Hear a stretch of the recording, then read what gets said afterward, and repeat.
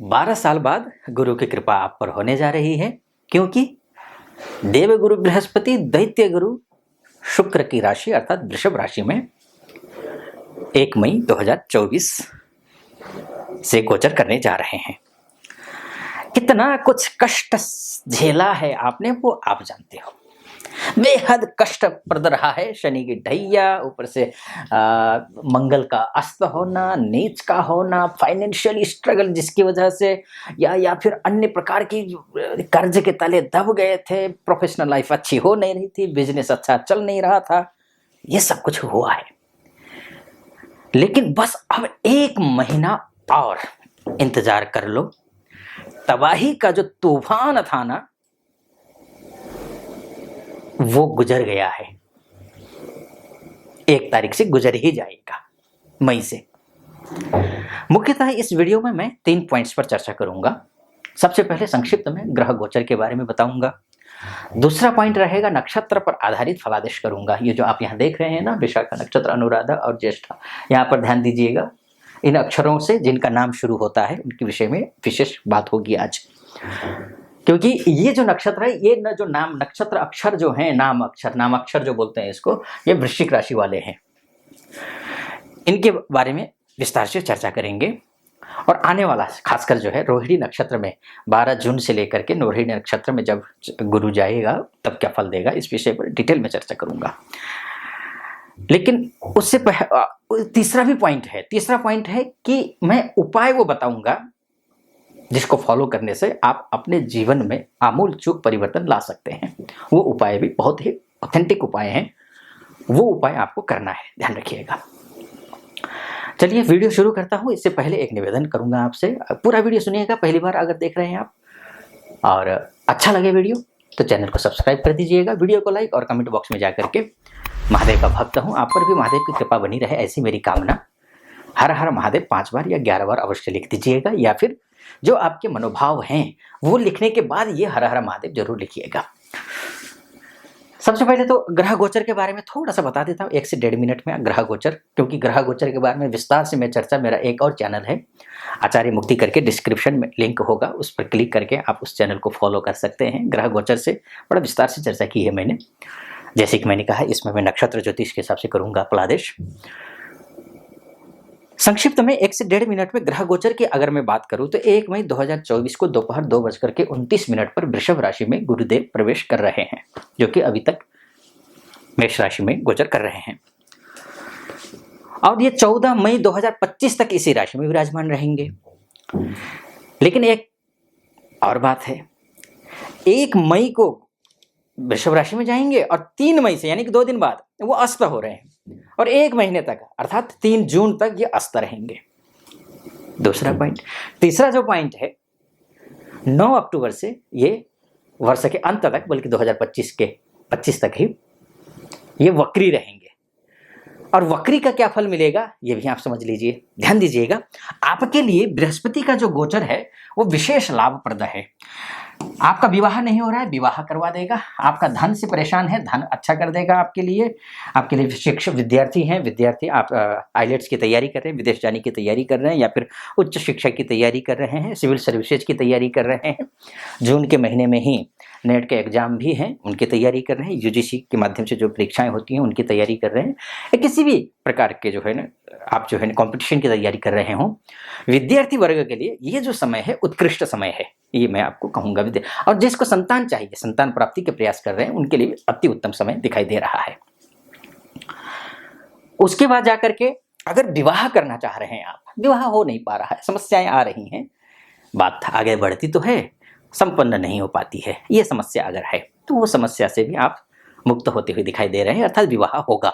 आप वर पक्ष हो या वधु पक्ष हो, तो आपके माता पिता हो, अगर आप बच्चों की शादी नहीं हो रही तो आपके सिर से एक टेंशन दूर हो रहा है।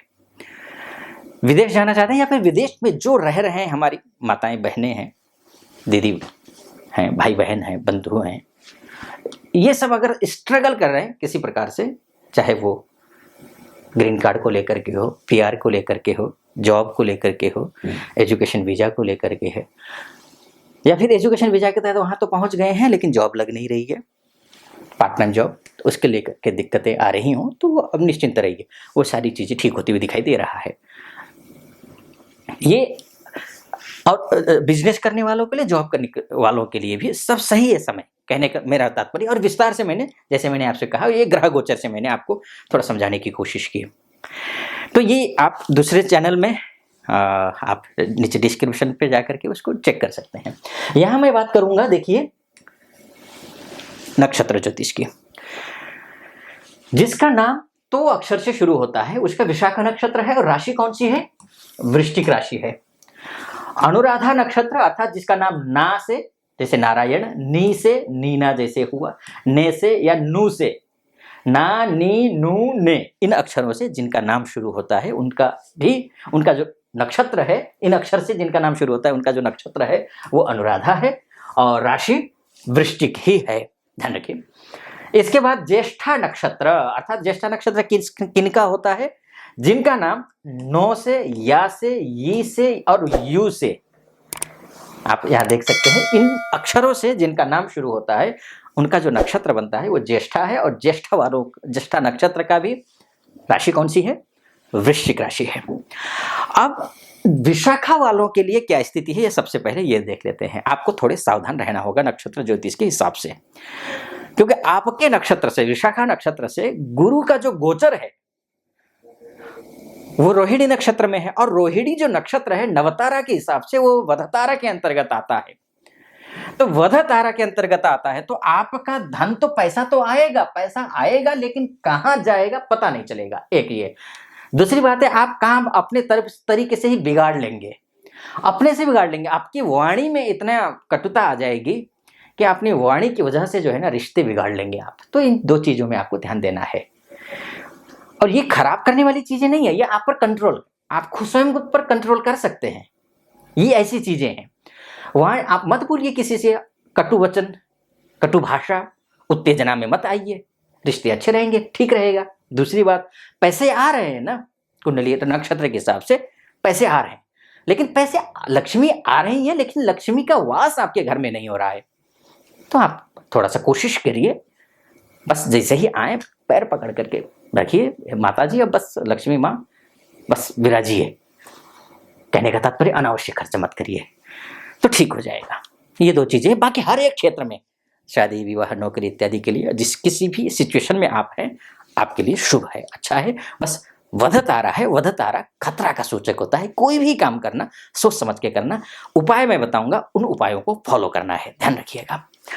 अब बात अनुराधा नक्षत्र की कर लेता हूं। तो अनुराधा नक्षत्र यानी कि ना, नी, नू और ने, इन अक्षरों से जिनका नाम शुरू होता है उनका अनुराधा नक्षत्र है। और अनुराधा वालों के लिए बल्ले बल्ले है, शानदार है, अद्भुत है, उत्तम है। आप किसी भी क्षेत्र में हो, प्रमोशन नहीं हो रहा है, प्रमोशन हो जाएगा। स्टार्टअप करना चाह रहे हैं बिजनेस का, पैसे के इंतजाम नहीं हो पा रहे, पैसे के इंतजाम हो जाएंगे, ठीक है ना। विवाह नहीं हो रहा है, बात बढ़ती है आगे, बस मंजिल तक पहुंच नहीं पाती है बात, तो बात बन जाएगी। आप चाहे गवर्नमेंट सेक्टर में हो चाहे प्राइवेट सेक्टर में हो, आपके लिए अच्छा है समय, अति उत्तम, उपलब्धियों से भरा समय। मतलब समझ रहे हैं आप, साधक तारा, नवतारा के अंतर्गत ये जो जो जो रोहिणी नक्षत्र में पहुंचने के बाद जो बनता है वो साधक तारा के अंतर्गत आता है। तो उपलब्धियों से भरा समय है, आपके लिए उत्तम है। अब बात कर लेते हैं ज्येष्ठा नक्षत्र की। प्रत्येरी तारा है ज्येष्ठा नक्षत्र वालों के लिए। प्रत्येरी तारा में अर्थात जिनका नु अक्षर से, या, ये और यू, इन अक्षरों से जिनका नाम शुरू होता है उनकी बात कर रहा हूं मैं। प्रत्येरी तारा है तो प्रत्येरी तारा बाधा उत्पन्न करता है, प्रत्येरी तारा बहुत शुभ नहीं माना गया है।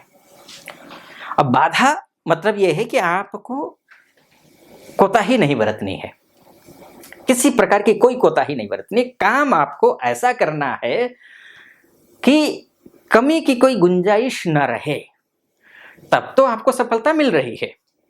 अन्यथा आप ये सोचे कि भाग्य पर छोड़ देंगे तो भाग्य भरोसे से आपका काम नहीं चलने वाला है, आप ये समझ लीजिए, ठीक है ना। अब मैं संक्षिप्त में इन तीनों नक्षत्र वालों के लिए उपाय बताता हूं, इनको करिएगा। एक और निवेदन मैं आपसे करूंगा, अगर आप पहली बार वीडियो देख रहे हैं मेरा, तो चैनल को सब्सक्राइब कर दीजिएगा, वीडियो को लाइक, और महादेव का भक्त हूँ तो महादेव, हर हर महादेव जरूर लिख दीजिएगा कमेंट बॉक्स में जा करके। और ज्योतिष से संबंधित कोई विस्तार से चर्चा करना चाहते हैं, क्योंकि ये तो मोटा मोटी तौर पर है, करोड़ों लोग हैं, वैसे मोटा मोटी देखा जाए 66 करोड़ 60 लाख लोग एक राशि में हैं, वृश्चिक राशि के लोग हैं। तो सबके साथ एक जैसी घटना घटेगी ये तो बिल्कुल भी जरूरी नहीं है, क्योंकि एक सेकंड के जन्म के अंतर से भी बिल्कुल कुंडलियां बदल जाती हैं, तो भाग्य बदल जाता है।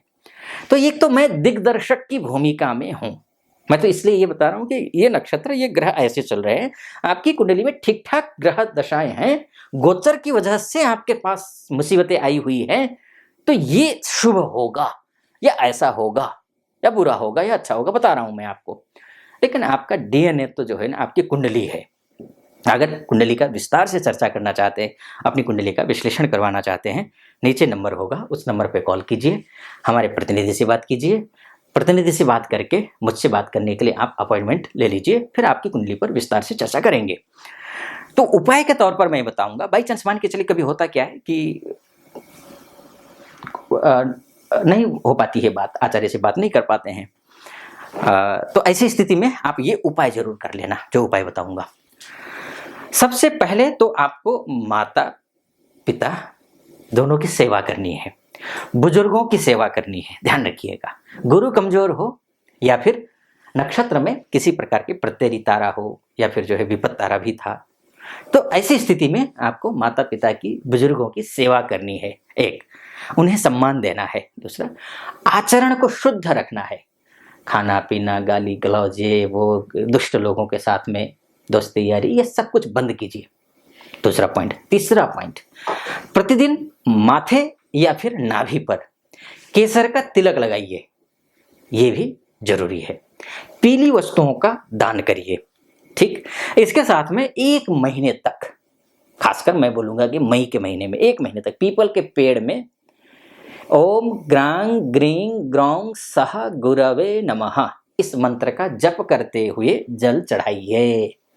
इससे भी आपका समय शुभ होगा, पूरी तरीके से आप ठीक हो जाएंगे। जो अभी तक तबाही मची हुई थी जीवन में, वो तूफान जो मचा हुआ था वो थम जाएगा, जीवन अच्छा हो जाएगा। फिलहाल इस वीडियो को यहीं पर समाप्त करता हूं। कैसा लगा आपको वीडियो? अच्छा लगा हो तो चैनल को सब्सक्राइब कर दीजिएगा, वीडियो को लाइक और कमेंट बॉक्स में जाकर के हर हर महादेव 5 बार या 11 बार अवश्य लिख दीजिएगा।